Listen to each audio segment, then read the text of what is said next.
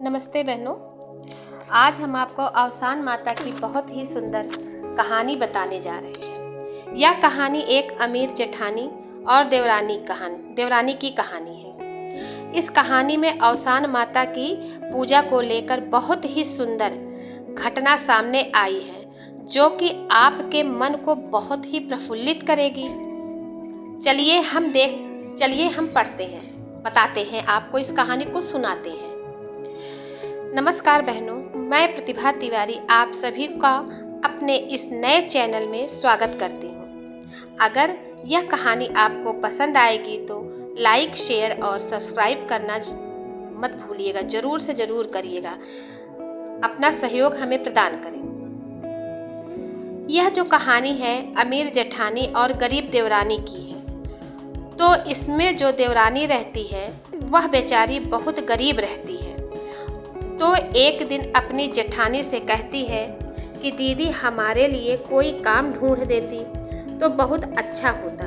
तो जेठानी कहने लगी, अब हम तुम्हारे लिए काम कहाँ ढूंढेंगे, तुम हमारे घर ही आया करो और हमारा सारा काम कर दिया करो और हम तुम्हें कुछ दे दिया करेंगे। तो देवरानी कहने लगी, ठीक दीदी, कल से हम आ जाएंगे। अब कल से वह आने लगी और आकर सारा काम घर का करती और जब जाने लगती तो जेठानी घर का बचा हुआ सारा खाना बटोर कर देवरानी को दे देती। जब देवरानी घर देकर गए तो बच्चे छीनने लगे। कहे कि क्या दी है, बड़ी मम्मी ने क्या दिया है। तो सब देखें और वह भी बच्चों को बहुत अच्छा लगता था। जो घर का बचा हुआ खाना रहता था बहनों, वो उनको बहुत अच्छा लगता था। बचा कुचा खाना जेठानी अपनी देवरानी को दे देती थी तो उनके बच्चे घर में जाते ही छीनने लगते थे। तो वो खाना इन्हें बहुत पसंद आता था, क्योंकि गरीबी तो थी ही। इसी तरह से देवरानी हर रोज जाती और कुछ न कुछ उस घर का काम कराती और अपने बच्चों के लिए जो कुछ बचा रहता था उसको वहां से वो लेती आती थी। अब जेठानी के मन में एक दिन औसान माता की पूजा करने का विचार बना। तो वह देवरानी से कही कि कल तुम जल्दी आ जाना और चौका बर्तन करके चली जाना अपने घर। उसके बाद इधर जेठानी अपने पड़ोस में जाकर औरतों को निमंत्रण दे आई। सभी सुहागिनों को उन्होंने बुला दिया जेठानी ने। अब जब सुबह हुई और देवरानी जल्दी आकर सारा काम की और फिर जेठानी ने कहा, अगर सारा काम हो गया हो तो अब आप जाओ। देवरानी वापस घर को चली गई अपने। जब सारा काम घर का हो गया तो जेठानी ने अपनी देवरानी से कहा कि अब तुम जाओ, तुम्हारा काम हो गया है। तो देवरानी चुपचाप चली गई अपने घर। अब जेठानी के घर बहुत विधि से औसान माता की पूजा सामग्री लेकर पूजा हुई। औसान माता की कहानी और उसके साथ साथ औसान माता के गीत और फिर अंत में औसान माता की आरती भी हुई। अब उसके जेठानी के घर में तो यह सब हुआ। अब कुछ दिनों के बाद यह बात देवरानी के बच्चों को पता लगी। कि देवरानी के बच्चों को पता चली तो वह माँ से पूछने लगे कि मम्मी, बड़ी मम्मी ने आपको क्यों नहीं बुलाया। मतलब देवरानी के बच्चों ने अपनी माँ से पूछा कि माँ, बड़ी मम्मी ने आपको क्यों नहीं बुलाया था। तो देवरानी ने कहा अपने बच्चों से कि बेटा, वह बड़े लोग हैं, बड़े लोग को बुलाएंगे कि हम जैसे गरीब लोगों को बुलाएंगे। तो फिर उनके बच्चे जिद करने लगे कि माँ, इस बार गुरुवार को आप भी औसान माता की दुर्दुरिया कीजिए।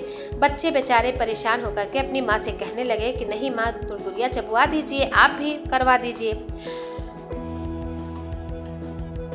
औसान माता की दुर्दुरिया करनी है। तो वह कहने लगी कि बेटा, हम कहाँ कर पाएंगे, उसको हमारे पास तो कोई सामान भी नहीं है, ना कोई पूजा का सामान है, ना किसी के आने पर किसी की जौन है कोई व्यवस्था है हमारे यहाँ उसका। तो वह जिद करने लगे। अब वह बच्चों की जिद तो सबको पता ही है कि किस प्रकार से छोटे बच्चे जिद करते हैं। तब देवरानी ने कहा, अच्छा चलो ठीक है। अब गुरुवार का दिन आया। उससे पहले वह शाम को जा करके ही 7 सुहागिनों को न्योत आई और वह सब औरतें सोच रही थी कि इसके पास तो कुछ भी नहीं है, यह कैसे करेगी दुर्दुरिया की पूजा। अब सुबह हुई, देवरानी जहाँ पर पूजा करना था वहाँ पर साफ सफाई की, वहाँ पर उसने आंगन लीपा, माता जी की चौकी लगाई और दुर्दुरिया की पूजा का कोई सामान तो था नहीं, फिर भी सब अच्छे से करके आसन सबका लगा दिया। सारी सुहागनों का उसने आसन लगा दिया। उसके पास कोई सामान ना होते हुए भी देवरानी के पास उसने सभी सुहागिनों के लिए आसन लगा दिया और बीच में अवसान माता जी का भी आसन लगा दिया। एक बड़ा सा शिकाहुला, एक बड़े से शिकाहुला से ढक दिया। जब थोड़ी देर बीत गई तब सारी सुहागिनें आईं तो वह सभी को माता जी के पास बैठ जाने को कहा और कहा कि दीदी आप लोग पूजा की तैयारी करिए, हम कुछ बना रहे हैं और अभी आ रहे हैं। अब वो तो मन ही मन देवरानी उसकी जान ही रही कि अब हमारे पास तो कुछ है ही नहीं, लेकिन तब भी उसने सभी सुहागिनों से यही कहा कि आप लोग बैठिए माता जी के पास, अभी हम आ रहे हैं, कुछ बना रहे हैं। तब भी उसमें से जो सबसे अच्छी सुहागिन थी, जो सबसे ऊंचे उसमें सुहागिन थी, श्रेष्ठ थी, वह शिकाहुला हटाई तो उसने वहां पर पूजा का सारा सामान मिला। और जबकि उसके शिकाहुला के नीचे कुछ नहीं था, लेकिन उसको शिकाहुला के नीचे सभी पूजा का सामान मिला और वह सब लोग व्यवस्था करने लगी। अब जब इधर से वह किचन से निकल के आई, उसकी देवरानी जब किचन से निकल के आई तो अवसान माता का चमत्कार देखकर वो दंग रह गई कि अरे मैं तो शिकाहुला के नीचे मैंने कुछ रखा भी नहीं था, केवल माँ का आसन लगाया था, लेकिन यहाँ पर तो सारी व्यवस्था है माता जी की। अब वह लोगों से बताए भी तो क्या बताएगी, तो लोग कहेंगे कि कोई व्यवस्था की नहीं, हमको फिर भी बुला ली, लेकिन वह शर्म के मारे उसने किसी से कुछ भी नहीं कहा। फिर अवसान माता की पूजा खूब विधि से हुई और वह सुहागने की खूब सेवा करके उनको विदा किया।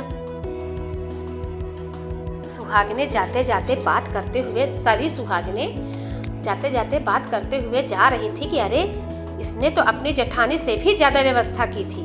अपनी जेठानी पूजा में अब कहीं से यह बात जेठानी के कान में पड़ गई कि अरे उसके घर की बड़ाई हो रही है। अब दूसरे दिन जब देवरानी गई जेठानी के घर काम करने, तब जेठानी ने खूब नाराज हो गई। तब जेठानी खूब नाराज हो गई और वह कहने लगी कि मेरे घर से चोरी करके ले गई थी सब सामान, तब इस तरह से तो तुमने पूजा की है। वह कहने लगी नहीं दीदी, ऐसा हमने कुछ भी नहीं किया था, यह सब दुर्दुरिया माता का चमत्कार है। तो वह इस पर बहुत दोनों में झगड़ा होने लगी और कहने लगी कि चलो कल हम फिर से पूजा करेंगे। जैसे आपने कोई सामान नहीं मंगाया था वैसे हम भी नहीं मंगाते हैं। देखे माता का चमत्कार मेरे ऊपर भी होता है कि केवल सब तुम्हारे ऊपर ही होगा। जेठानी ने देवरानी से कहा कि चलो जैसे तुमने भी कुछ नहीं मंगाया था वैसे हम भी कुछ नहीं मंगाएंगे और देखते हैं केवल माता अवसानी माता की पूजा का चमत्कार तुम्हारे साथ ही हुआ कि मेरे साथ भी हुआ। अब दोनों में इसी बात की बहस छिड़ गई। जब सुबह हुई तो वह सारी औरतों को निमंत्रण दे आई और जिस तरह से देवरानी ने सब कुछ व्यवस्थित करके शिकाहुले के ढक दिया था माता जी का आसन, उसी तरह से उसने भी रख दिया, जेठानी ने भी। अब सब सुहागिन आई तो वह भी कहीं कि दीदी आप सब वहीं माता भगवान के पास बैठे, हम अभी कुछ बना रहे हैं। अब जो उसमें सुहागिन जो सबसे श्रेष्ठ थी, सबसे ऊंची सुहागिन थी, उसने शिकाहुला खोला, उठाया तो उसमें बहुत प्रकार के जानवर, सांप, बिच्छू आदि उनमें से निकलने लगे और सब औरतें अपनी जान बचाकर इधर उधर भागने लगी।